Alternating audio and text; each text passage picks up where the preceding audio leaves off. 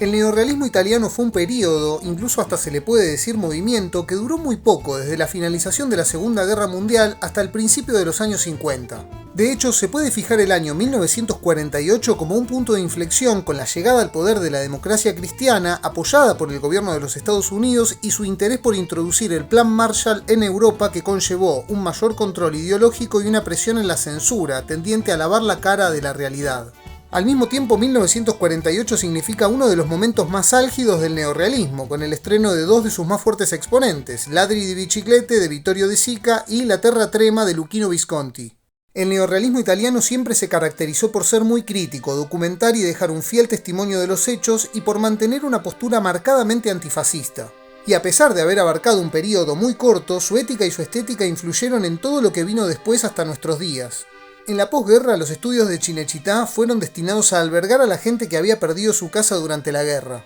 Fue entonces cuando Rossellini agarró una cámara y salió a filmar a la calle. De ahí surgió Roma Ciudad Abierta, estrenada en 1945, película a la que se la puede considerar fundadora del neorrealismo, aunque hubo precedentes importantes. Tanto Rossellini como De Sica, Visconti y Sabatini y los artífices del movimiento, si bien hubo algunos más, nacieron en el umbral del siglo XX, mientras que Fellini llegó al mundo un poco más tarde, en 1920, razón por la cual se unió después al movimiento. De todos modos, fue co-guionista, con 26 años de edad, entre tantos otros, de Paisà, la segunda de la trilogía de la guerra de Roberto Rossellini. Su aporte al neorrealismo tal vez haya sido más grande como guionista que como director, escribiendo con más o menos 30 años de edad, generalmente en compañía de Tullio Pinelli, las películas de Alberto Lattuada, Pietro Germi y Mario Bonard. Sin embargo, más allá de esta cuestión etaria o generacional, el cine de Fellini como autor y director de sus propias películas siempre fue difícil de encasillar. No se puede decir que haya sido neorrealista, como tampoco que haya formado parte de lo que se conoció más tarde como comedia a la italiana, desde fines de los 50 hasta mediados de los 70. Si bien filmó durante todos estos años, él siempre hizo un cine muy personal, y esto tiene que ver también con la época. Debutó como codirector junto a Alberto Lattuada en una película más bien convencional, me refiero a su estructura, titulada Luci del Varietà, en donde dirige por primera vez en el cine a quien fue su esposa desde 1943 y que luego se convirtió también en su actriz fetiche, Giulietta Masina. En Luci del Varietà, Fellini ya se introduce en el mundo circense, el espectáculo ambulante que siempre lo caracterizó. La ópera prima de Fellini en solitario fue Lo Sceicco Bianco, el jeque blanco, de 1952, de la que Woody Allen copiaría casi todo para hacer, en 2012, A Roma con Amor. En 1953, Fellini estrena la que sería su película más neorrealista, junto con La Strada, por supuesto. Me refiero a I Vitelloni, traducida inexactamente como Los Inútiles, con Alberto Sordi, Franco Fabrizi y Riccardo Fellini, el hermano del director, entre otros. Para esta época el cine italiano estaba en plena transición. El neorrealismo, como ya dijimos, estaba siendo relegado, marginado e incluso censurado de forma solapada o sutil por la democracia cristiana. El sistema industrial hollywoodense cruza las fronteras y acapara las salas. Básicamente, y en términos actuales, el neorrealismo fue intencionadamente desfavorecido por el algoritmo. Fellini es producto de esta situación o de esta etapa, y sobre todo La Strada, que junto con Il Bidone de 1954 y 1955 respectivamente son sus películas más transicionales, aunque también se puede incluir Le Noti di Caviria de 1957. Son las que están en el medio y combinan elementos de ambos periodos, mezclando el componente mitológico, simbólico y poético y el estilo periodístico, documental y testimonial.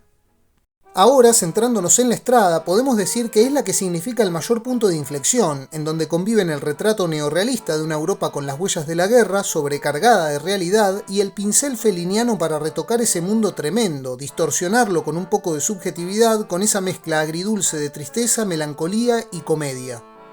Sentimientos pronunciados con la música de Nino Rota, quien compuso, entre tantas otras, las partituras del Padrino. En Italia, La Strada fue ciertamente criticada en su estreno, sobre todo por un sector de la izquierda que decía que Fellini con esta película traicionaba los postulados neorrealistas presentando un panorama irreal de los hechos.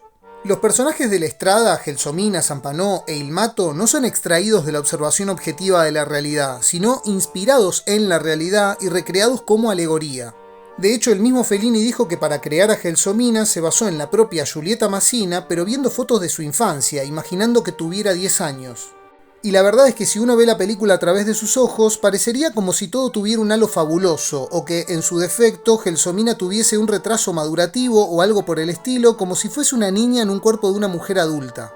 Esto cobra todavía más fuerza en cuanto que el personaje de Anthony Quinn, Zampano, está inspirado en un castrador de cerdos de un pueblo costero de Rimini, ciudad donde nació Fellini, que tenía fama de ser muy mujeriego y en una ocasión dejó embarazada a una chica que tenía una especie de retraso, a lo que todo el mundo empezó a decir que el bebé era hijo del diablo. Además, en la Estrada ya aparece ese universo circense con un tono onírico que explotará en 8 y medio con la exhibición de una farándula decadente.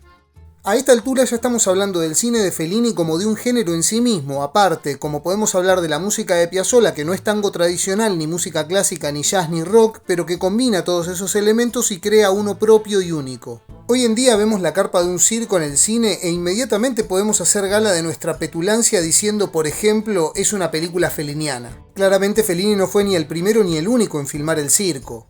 Todd Browning hizo Freaks en 1932, polémica película que a Fellini le fascinaba, al igual que The Circus de 1928 de Chaplin o At the Circus de los hermanos Marx en 1940, solo por nombrar algunos ejemplos destacados.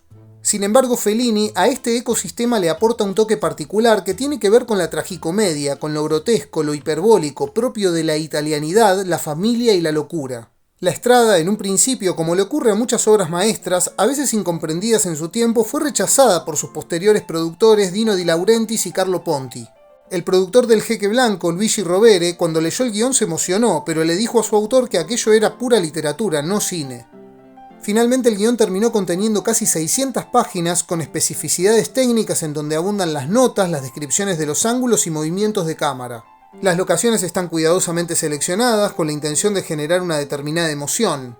Paisajes abiertos y ventosos, poco poblados, como terrenos baldíos, regiones periféricas y expulsadas que reflejan esa desolación y desamparo que empañan la imagen desde el primer fotograma hasta el último. Para la postproducción de sonido, Fellini utilizó un método llamado sistema numérico o dicción numerológica que consiste en que los actores cuenten del 1 al 10, por ejemplo, un conteo que cuadre con la duración de su intervención en el diálogo en vez de decir sus líneas, para luego hacer el doblaje. Esto no solo fue propio de la Estrada, Fellini hizo casi todo su cine sin sonido directo para tener un mayor control.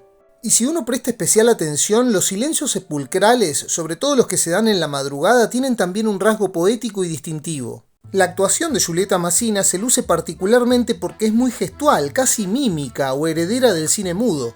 Por todo esto y más, terminó llevándose todos los laureles, siendo la primera en ganar el premio Oscar a Mejor Película en Lengua Extranjera en la ceremonia inaugural del certamen en 1956. Anthony Quinn dijo que La Estrada fue la mejor película que hizo en su vida y la más barata, cuyo presupuesto era inferior a sus honorarios como actor. El proceso creativo de Fellini empezó esbozando imágenes, recordemos que fue dibujante antes que cineasta, trabajando incluso para revistas satíricas. De modo que la película fue armándose como de retazos, ideas vagas en torno a dos personajes que se unen de una manera aberrante.